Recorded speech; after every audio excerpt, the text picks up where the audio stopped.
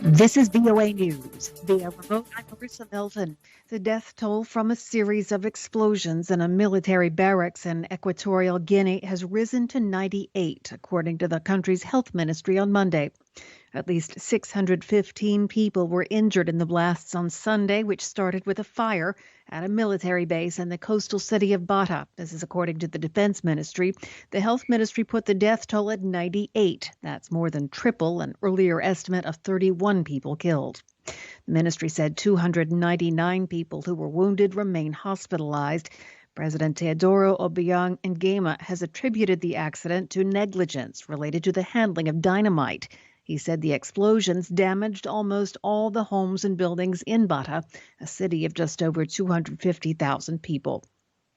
The United States says no decision has been made about its military commitment to Afghanistan after May the 1st, a deadline for the remaining 2,500 U.S. troops to withdraw from the country in line with a year-old peace pact with the Taliban insurgency. The Pentagon on Monday confirmed its review of the U.S.-Taliban deal is still pending and that until it is complete, a decision on the future of U.S. forces in Afghanistan will have to wait. The comments came in response to reports that Secretary of State Antony Blinken, in a letter to Afghan President Ashraf Ghani, warned that Ghani's government may have to deal with the Taliban onslaught on its own if the Afghan leader fails to urgently consider proposals on accelerating U.S.-initiated peace efforts. Proposals reportedly include an international conference under the auspices of the United Nations to push forward the Afghan peace process. From Washington, this is VOA News. In India, International Women's Day has been marked by sit-ins and hunger strikes led by female farmers against the country's new agricultural laws.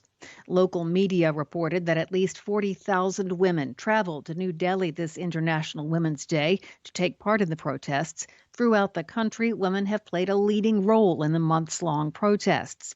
While Prime Minister Narendra Modi says the laws are an effort to modernize agriculture, for months now they've been met with protests involving hundreds of thousands of farmers throughout the country.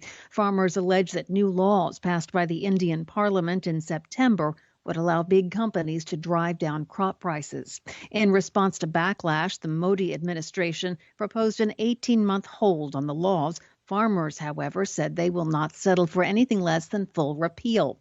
Agriculture makes up about 15% of India's economy. It's also the primary source of livelihood for nearly 60% of the country's population. Lebanese protesters blocked key roads with burning barricades in rage at the country's political paralysis and deep economic crisis on Monday after its currency hit record lows on the black market. The country is in the grips of its worst economic crisis in decades, compounded by the coronavirus pandemic.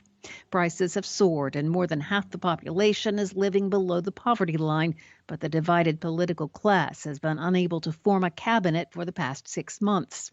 Lebanon's currency has lost more than 80% of its value since the autumn of 2019, plunging to an all-time low of nearly 11,000 pounds to the dollar. Hong Kong Chief Executive Carrie Lam says the city's postponed legislative elections could be delayed even further due to changes in its electoral system. China's national legislature, the National People's Congress, is expected to approve a number of changes to Hong Kong's electoral process during its current annual session. Among the expected changes are granting more voting power to pro-Beijing members of Hong Kong's Electoral Commission, which chooses Hong Kong's chief executive. The Asian financial hub was rocked by massive and often violent anti-government protests in the last half of 2019.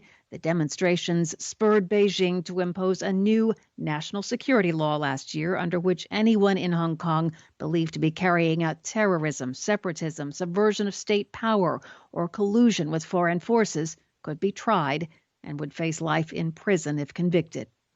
More on this and all the stories we're covering is available at our website, voanews.com. Via remote, I'm Marissa Melton, VOA News.